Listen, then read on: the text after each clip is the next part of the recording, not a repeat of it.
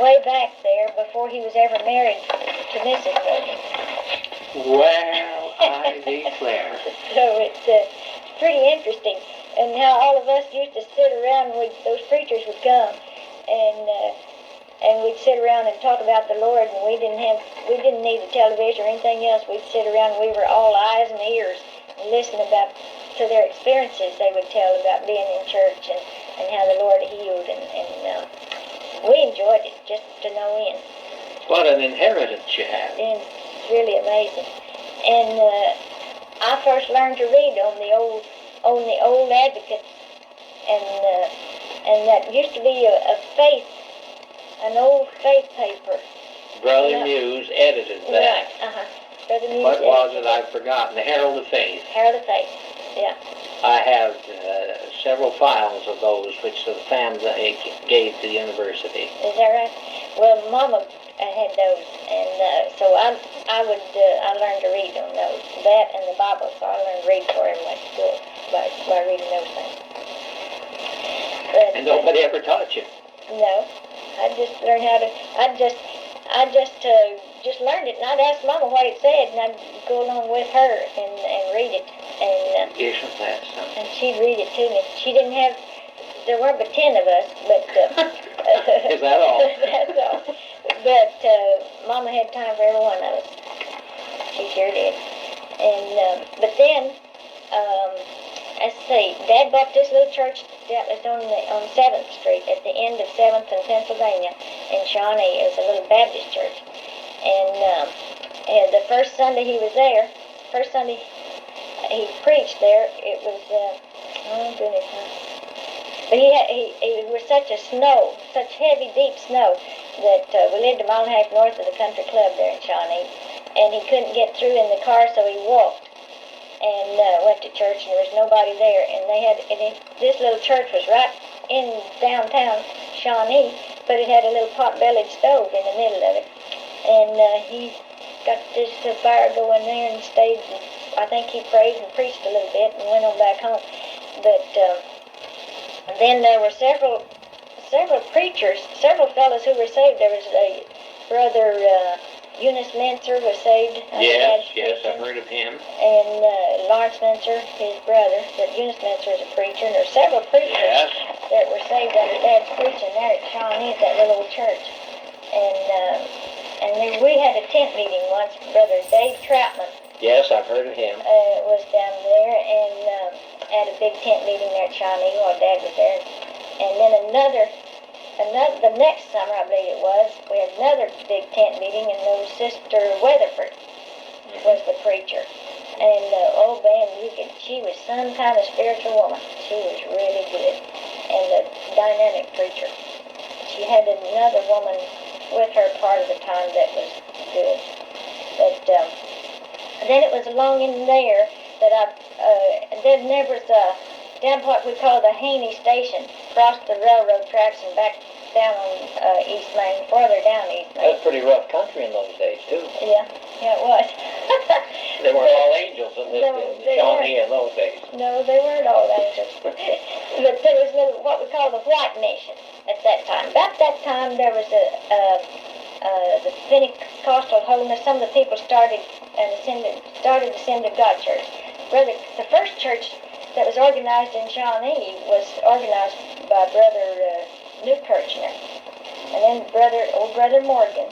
Yes. And then old Brother Dan Schaefer. Mm-hmm. Danny Schaefer's grandpa was there part of the time. Now I don't remember him, but I remember hearing them talk about him. And Dan Schaefer's grandpa was one of the main preachers that used to come there at Shawnee way back. Dan Schaefer got a double dose of the preaching. Yeah, he sure did. See, Dan Schaefer's related to Brother Muse's mother. That's Brother right. Muse's wife. That's right. Yeah. I think Brother Muse's wife and Dan Schaefer's father were brother and sister. I believe that's right. But now I don't remember old Brother Schaefer, but I remember hearing so many of his sermons being talked about and what a great man he was. And Dad mentioned him quite a lot. But Brother Newkirchner and all those fellows. then about this time that Brother Eunice Mentor was saved, and the church there at Shawnee that Dad started was going real good. It was the first time I ever heard of Brother Ellis Roberts. Didn't see him then, but Dad said that Ellis Roberts was down there in the revival. So and that's the first time I ever heard of him. Then not too long, let's see, I don't remember just when first heard of Oral, but I heard that he was sick, and of course I was quite a bit younger, but I heard that he was sick, and then I heard that he was healed, but I had never seen him. But I heard about a terrific healing, and I hadn't seen him yet. The first time I ever saw him was it's either it must have been at the Sulphur camp meeting in 1936, the summer that he and Evelyn first met, I think. I didn't know they met at Sulphur. I believe they met at Sulphur. I believe that was a great camp meeting. It was a real good camp meeting, and a whole bunch of us from Shawnee went down there. And of course, I was not really old enough to really get into the services. I was interested in mostly being out under the shade trees and talking, and then we got to go swimming down in that water and everything. It was a real treat. But I enjoyed the services too. I remember the services were especially good. And that's the first time I saw Oral. He's a real skinny guy. He didn't preach at the camp meeting, but he was in the music. And apparently Evelyn was in there too, but I didn't know who she was. But Oral naturally would be known because he had been healed not too long about that time. Then the next time I knew about Oral was at the camp meeting the next year, I guess. I believe it was the next year at Seminole. They had a camp meeting between out of Seminole down toward Wewoka, out on the left side of the highway down there, going toward Wewoka, and kind of up on a hillside. And Oral had on a white suit, and there was Virgil Gaither and Oral Roberts and Carl Bigby, and they all three of them had white suits on, and they all preached at the youth services. And I couldn't figure out who was the best preacher, almost. I mean, I almost couldn't figure out who was the best preacher because they were really good. They all were good. They were really good. But Oral was the skinniest. Is that right? Yeah, Oral was the I've skinniest. never met a person like Virgil Gaither, have you? No. The way he'd talk and the jokes he'd have. He always had jokes. But he was really a preacher. Oh, he was. And a leader. Oh, he was. He was just a real leader. And another time, well, I'm sort of kept up with Virgil and Danny through the years. Yeah. And I was at their church at Tallahassee when it was brand new. Well. Right after he finished building it. It was beautiful, and the parsonage was pretty. It was really pretty. But way back, that was a far piece from when I first saw him. But then I don't know. After that camp meeting, I know that I'd hear every once in a while about Oral being in different revivals and what have you. But of course, I was working my way through high school by working at night, and a lot of times I didn't get to go to a lot of the revivals that other people went to because I was working nights and going to school days. And then at Ada, when the camp meeting started at Ada, I was there, I think, 1 or 2 nights the first year of the Ada camp meeting. But there again, I was working nights and going to school. And then during the summer, I wasn't going to school, but everybody that went to camp meeting, of course, they didn't want to wait. They didn't want to go back during the day and take me during the day, so I only got to go a few times.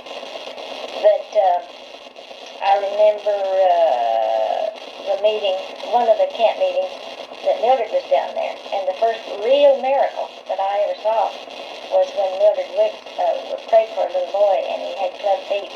And she just got down on her knees, and she had on a real pretty white dress. And she got down on her knees and prayed for this little little boy's feet, and those feet straightened out right there. And I mean, that tabernacle just about went up. Now, this was at Ada. That was at Ada. What year, do you remember? I believe that was in 47? No. Way before Oh, this. yeah, it was in 19... I believe that was the... That was in either 1940 or 41. Way back that far. Right, way back that far. I didn't know that she had been active that long. Yeah, she was... Oh, and Mildred had the... I believe that was in 19... I believe that was in 1940. 41. I'm not just real sure. Well, I'd that's have to go really back and look. interesting to me. That's the first real miracle. I knew that people were healed, and I knew that With the miraculous element. yeah, just like that. I mean, his feet Yes. straightened out. Isn't that wonderful? But then too, that's the first miracle. That's the very first thing that I noticed in oil. I'm ahead of myself a little bit, That's all right. but I'll come back to it. But the very first miracle that I saw under Oil's ministry was when this little boy from Harper's Island was at Durham, and I knew the people You were from at the Harper's. meeting at Durham. I was at Oil's first tent meeting. But let me back up a little bit. That's I'm ahead great. of myself, but remind me to get. Because I knew Doyle Zachary. Oh, I knew Doyle Zachary and what was that other guy's name? Harry Corral. Harry Corral and all those guys. Taylor. Yeah. It's real funny when you about that. Three dignified men. Yeah, that was something else. But back to Oral about after he was in those meetings, and I mean, camp meetings and what have you. I believe it was in. When I graduated from high school, and Mom and Dad were pastoring at Holdendale, and I decided that maybe I should. I went to Holdendale for a few months. I was living with Oakland Ray, my sister, and going to school. And then as the rest of the kids got old enough and needed to go on to high school, I'd move someplace else, or we'd all bunk up together. Bless her heart, she always had at least 2 or 3 of us at the same time to take care of and see that we got to school. But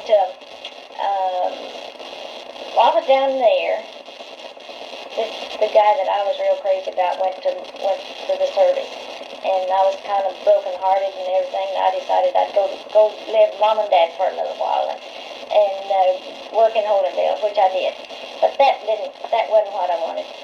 So when Oral and Evelyn then were in Fuquay Springs pastoring, I didn't know. Oh, let me back up a little bit. Oral did come to Shawnee before he married Evelyn. He came in a little blue. He was there at one service in a little old blue car. And I remember that car, man, it was a shiner.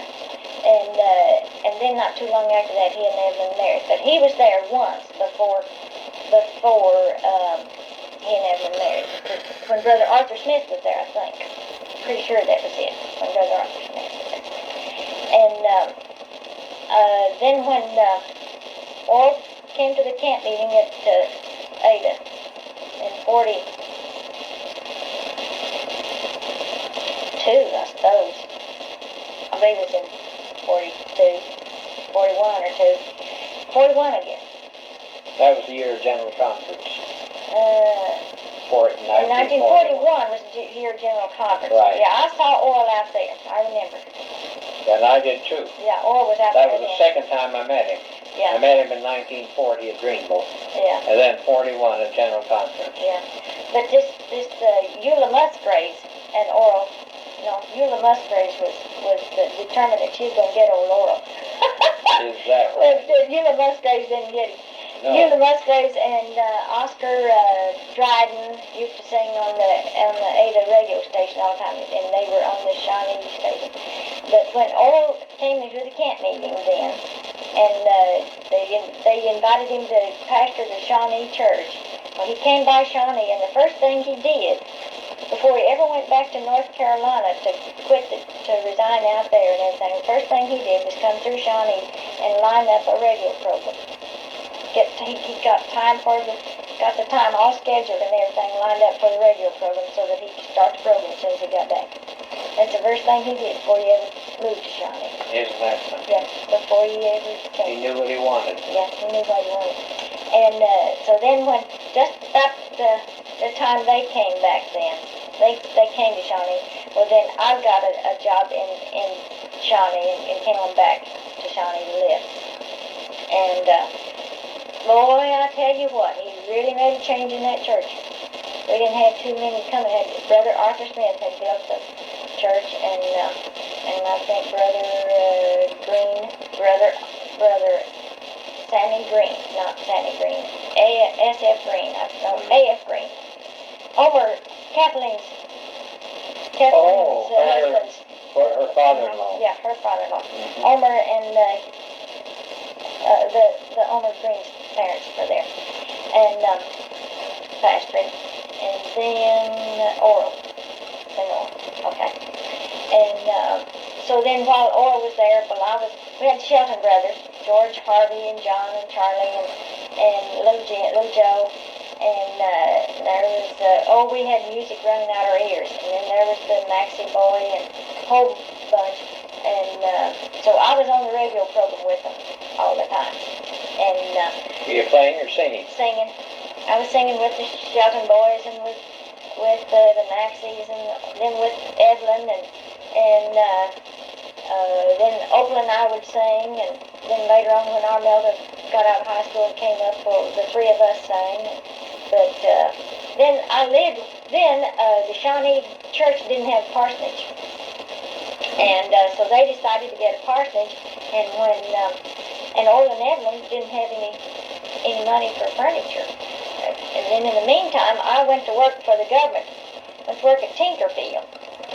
And went to Chicago to school for about 5 months to train on the aircraft instrument technician. And while I was in Chicago, then Carl Bigby held a big meeting there. That was about the third or fourth revival Carl had. Carl and Rufus both had big meetings there at Shawnee.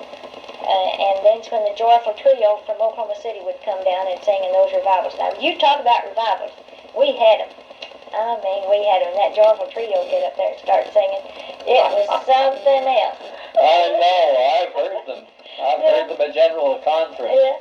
It was something else. See, that was Robbie and Clara? Clara Dryden, Clara Thompson, and Lovey Miller. Right. Now, they could sing. They could. They could sing. But then Oral always had something going. But when they started to buy a parsonage, Oral and Evelyn didn't have any money much for. Well, where had they been living? Little old apartments. Just little bitty apartments and everything. And Shawnee Church did the best they could, but they didn't have much money either. But then they bought the parsonage, and let's see, at that time I think I was living with, I think I had a room. Opal's house had filled up with the rest of us kids, and I'd taken a room someplace. And I was over at Oral and Evelyn's every night or two practicing for the radio program anyway. And they had one bedroom suite and then a few pieces of furniture around, and they had the front bedroom that didn't have anything in it. So since I was over there so much anyway, they asked me would I come and live with them and pay them room and board, and that way they could buy a bedroom suite. So I said, well, sure. Isn't that interesting? So they bought a bedroom suite, and I paid them room and board. And then Haywardine Vick, who was the little girl that was a fantastic pianist, she lived there for a while too. And so Haywardine and I helped to pay they couldn't pay their furniture bill without us. I lived with him quite some time, and Orla and Evelyn tried to make a garden, and it ended up Evelyn was doing all the gardening. And but it wasn't anything really for them to run out of money before Sunday, and they want to borrow $1 or $2 from me, or let me pay my room and board in advance or something. I mean that happened several times. Oh dear, and here I was just out of school and going to work. But, sponsoring your pastor. Yeah. But it's quite interesting. It is. Yeah. And then we had but the funniest thing, one of the funniest things, it was had what we call the quarterly conference. Yeah. At the church there, and Thank you. Of course everybody stayed with everybody. There wasn't any such thing as getting a motel then. So Oral's house, the parson just filled up with people, and I got out of my bedroom and I was going to sleep someplace on the floor or something. Evelyn says, "Ruby, I'm just not going to let you sleep on the floor." I said, "You're just going to sleep with Orla and me." So Orla says, he finally agreed. So Evelyn slept in the middle, and I slept on one side of her, and Orla slept on the other side of her. So Orla say, well, Orla has said several times, not several times, but every once in a while, way back through the years, well, Orla really was the only gal that Evelyn would ever let me sleep with. Oh, dear. Isn't that something? I've never heard a yarn like that before. That's not a yarn, that's true. No, I know that's true. I understand. Oh dear, it was so funny. And then when I was living with them, well, Orla and Evelyn were invited back to Fuquay to hold a revival. And I have a postcard that Evelyn wrote to me while she was out there. Yes, ma'am. And I wouldn't take anything for that. I know you would. She says, "Dear Ruby, you are our little girl, and we just miss you so much," or something like that. And they wish you were here with us because you would enjoy these people, and wish you were here to sing with us or something. But I wouldn't take a small farm in Arkansas for it. But anyway, before she went, bless her heart, she just didn't have very many clothes. Of course, Orla didn't either. But Evelyn didn't have enough clothes to go around to be out there for those few nights, and she hated to wear the same clothes all the time. She was bigger than me, but I had a few dresses that I thought would look good on her, and so guess what we did? We let the seams out for her to take them with her to go to that revival, and then when she got back, well, she sewed them up for me to fit me. Talk about my. That's exactly what happened. And then on I think the next Mother's Day, I believe it was not too long after that. See, the Lord helped me. The Lord always blessed me with a job. From the time I was yay tall, I always had a better job than most people, especially women. And Isn't that great? And I always made more money than most gals. Even when I was working my way through high school, I was a waitress, which wasn't a good. I mean, let me tell you this, which lets me know that it doesn't matter where you are or what you do, you're a witness. That's true. One way or the other. Right. And so I worked at Van's Pig Stand there. It was new, a real nice place. It had a dance hall downstairs, but upstairs is where I was the waitress and took care of that part. And Ray, my brother-in-law, was the night manager, and he was there almost every night that I was there. So, but they served beer, and well, it was a real good place to eat. I mean, the upper crust came there. That was the fanciest place in town, and I made money as a waitress. I mean, I made plenty of money. Congressman Tom Steed was one of my best customers. He'd come in there and he'd say, "Young lady, you're not going to do this all your life, are you?" And I said, "Heavens no, I'm not going to do this all my life." So he tried to get me to go to Washington, D.C. and go to work for him. But and I knew that was not what I was supposed to do. So, and all the upper crust, they were my customers, and I don't know why they did, and they probably didn't know it either. But I made more tips than the other girls. And a lot of those people would come in there, and they wouldn't let the other girls wait on them. I'd wait on them. They'd wait for me, or they found out my station, and they'd get in my station. And so I did real well. But there are two preachers now. There's one Nazarene preacher, and he's now a missionary that was saved because he watched my life, and he was a fry cook there. And another one, I can't think of his name right now, but they were saved because they watched my life, and I didn't preach to them or anything like that. You just lived it. I just lived it, and I served beer too. I didn't drink it. I never touched it. I mean, there was never a temptation to me. None of that was ever a temptation. But I worked right around it, and I served it. It wasn't a beer joint. It was a high-class place. And I served it, and I'd pray. Every time I'd serve a glass of beer, I'd pray for the Lord to save them. Every time. Never failed. I'd pray for the Lord to save them, and He saved a bunch of them, too. Isn't that a testimony? Yeah.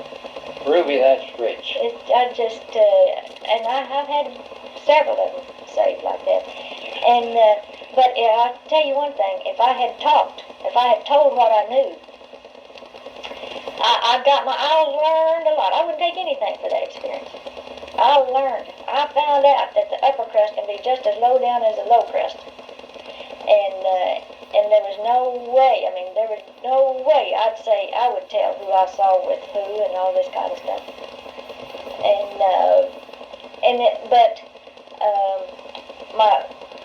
Some of my classmates would come in, and they'd be drinking and all this kind of stuff, and I wouldn't fuss at them or anything. And when they'd see me, they just hated for me to see them. I know what you mean. They just hated for me to see them. And some of my teachers came in, and they came in there one time drinking.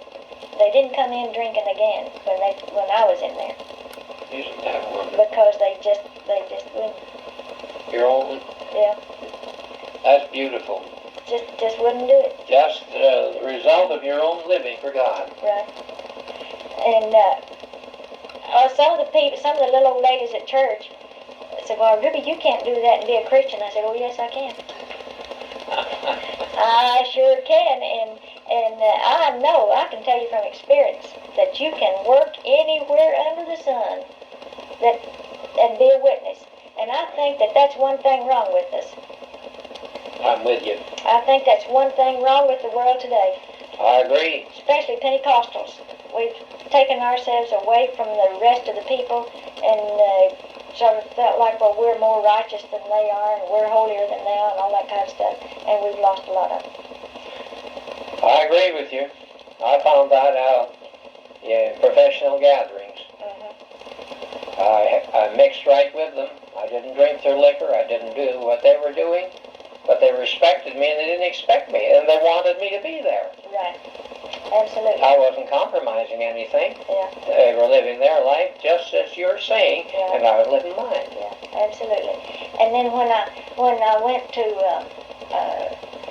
I took the test it was during the war, and I took the test to go to work for the government, and I passed the type of test which was unusual for a woman, they said, and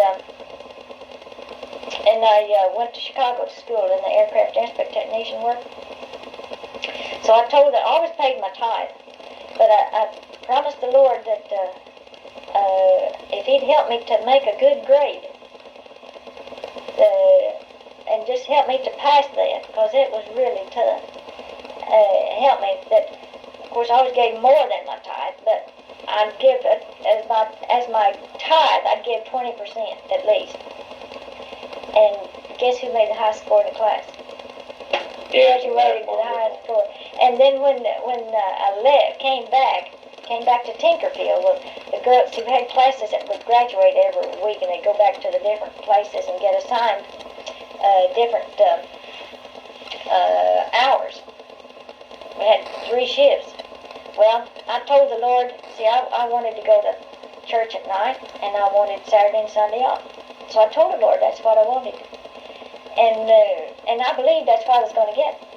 So when I left Chicago and came back to Tinker, went out for my assignment, there were about 8 or 10 in front of me, and every last one of them either got the evening shift or the midnight shift. They didn't ask those girls what shift they wanted. When it came to me, this guy looked up at me and he said, "What shift do you want?" I said, "I want the first shift." He said, "Why?" I said, "So I can go to church at night." And he said, "You've got it." So, Isn't that something? and I was the only one out of that whole group of 18 that got the day shift. Oh, that's There beautiful. were 18 in my graduation class, and I told the Lord that's what I wanted, and that's what I got. And Praise God. I was a youth, I was oral choir director, and I sang the solos for the altar services. This was still in Shawnee. Yeah, this is still in China. And see, I was living with Orl and Evan when I was working at the Tinker. Sponsoring them. Yeah, helping them. And I was jack of all trades around there, and going to working and doing real well, and making, I guess, more money than the men that were in church. And but the Lord was dealing with me that I should be. I'd always wanted to do something for the Lord. So the Lord kept dealing with me, and I was the first one in my family that graduated from high school, and I wanted to go on and get more education. I was an avid reader. I read everything I could get my hands on. I bought books from Arthur Smith that I couldn't afford, but I bought them anyway. And just books and books, that was my life. And I was learning, but I wanted to learn more about the Bible. I knew there was more in there that I didn't know. So, and I always wanted to be a missionary. I thought that's what that's what you hear, and I thought that's what the Lord wanted me to do. But I wanted to be prepared to do something for the Lord. So I was just really praying and fasting and asking the Lord what He would have me do. And Oral was doing some wonderful preaching. We were having great services. And so one Sunday morning, he preached a sermon about obedience is better than sacrifice, and he preached. It seemed like it was just right at me. And I was living at Sister Wallace's house at that time. After this time, Ronald David was born, and